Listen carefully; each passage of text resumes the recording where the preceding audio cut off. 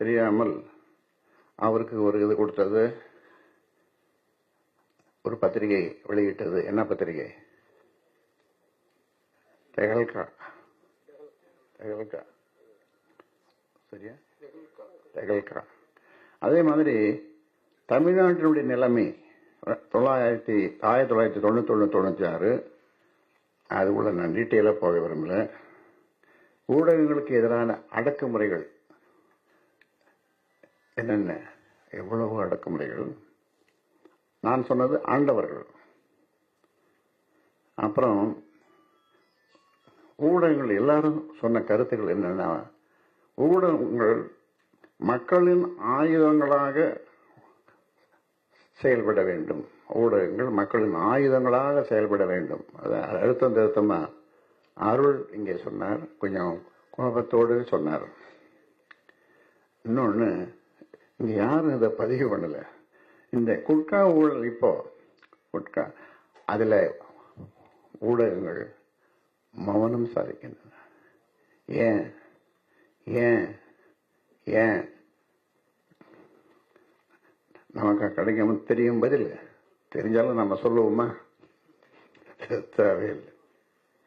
அதே மாதிரி ஊடகங்கள் மீதான அடக்குமுறைகள் 91-96 நிறைய இல்லஸ்ட்ரேட்டட் வீக்லி செய்தியாளரை சட்டப்பேரவையில் கூண்டில் ஏற்றி விசாரணை.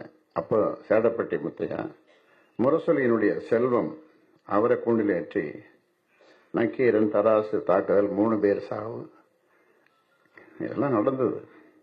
2001-2006 ஒரு ஆட்சி. அதில் 2003 ஏப்ரல் 25 ஒரு ஆங்கில பத்திரிகை, அந்த ஆங்கில பத்திரிகை இன்னைக்கு வேற மாதிரி போயிட்டு இருக்கு.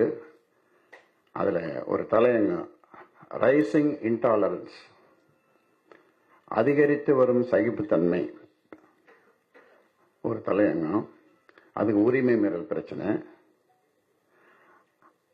அதில் பதிப்பாளர் என் முரளி, இந்து பத்திரிகையுடைய பதிப்பாளர் முரளி, ஆசிரியர் ரவி, நிர்வாக ஆசிரியர் மாலினி பாடசாரதி, இந்த அம்மா போலீஸை கைது பண்ண வராங்க. இந்து ஆபீஸ்லேருந்து கொல்லப்புறமா தோட்டத்து வழியா வெளியே ஓடுறாங்க. செய்தி பிரிவு தலைவர் ஜெயந்தி, இது மாதிரி 7 பேருக்கு சிறை தண்டனை. நான் சொல்றது இந்து பத்திரிகை. அவர்களை கைது செய்ய இந்து ஆபீஸுக்குள் புகுந்து சோதனை நடத்தியது. நக்கீரன் ஆசிரியர் கோபால் மீது போடா சட்டம் 2001-2006.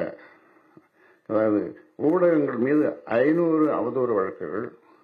இந்து பத்திரிகை மட்டும் 40க்கும் மேற்பட்ட வழக்குகள். 2006-2011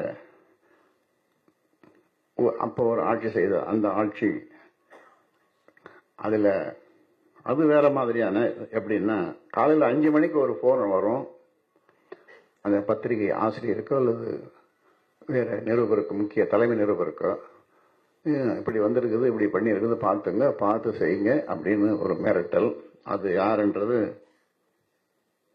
நான் சொல்ல தேவையில்லை. அதனால இப்படி நான் இவ்வளவு மென்மையா ஊடகங்களை பற்றி பேசுவேன்னு நானே நம்பலை.